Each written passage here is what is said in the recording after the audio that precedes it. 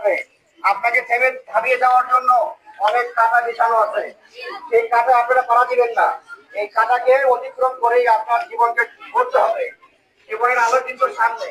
পড়াশোনা শেষ করবেন, চাকরি করবেন, নিজেকে এবং নিজের পরিবারকে আলোকিত করবেন, এই প্রত্যাশা থাকলো। পাশাপাশি যেই ঘটনা ঘটে গেছে, জন্ম মৃত্যু সৃষ্টিকর্তা নির্ধারিত, যেহেতু তার মৃত্যু সংক্রান্তে একটা ক্রাইম ঘটে গেছে, সমাজের সবচেয়ে ঘৃণ্যতম ক্রাইম এখানে ঘটছে।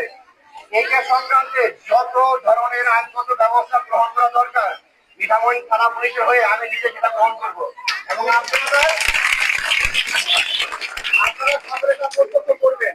আমাদের এই আইনগত ব্যবস্থা গ্রহণ করতে যদি কোথাও মনে হয় যে এখানে ত্রুটি হচ্ছে, গ্যাপ হচ্ছে, অবহেলা হচ্ছে, আপনারা আমাদেরকে ধরিয়ে দিবেন।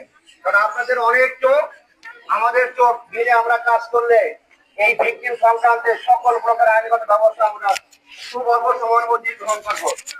আপনাদের কাছে আমরা এই আশাবাদ ব্যক্ত করতেছি, আপনারা যেই আবেদন নিয়ে আসেন, সকলের মনের অবস্থা যেমন আমরা বুঝতে পারছি, এই আপনাদের সকলের মনের অবস্থাকে বিবেচনা নিয়েই আমরা এই মামলা সংক্রান্তে পরবর্তী ব্যবস্থাগুলা সঠিক ও সুন্দর ভাবে গ্রহণ করবো, যাতে কোনো প্রকার ঘাতক এখান থেকে পার না পায়।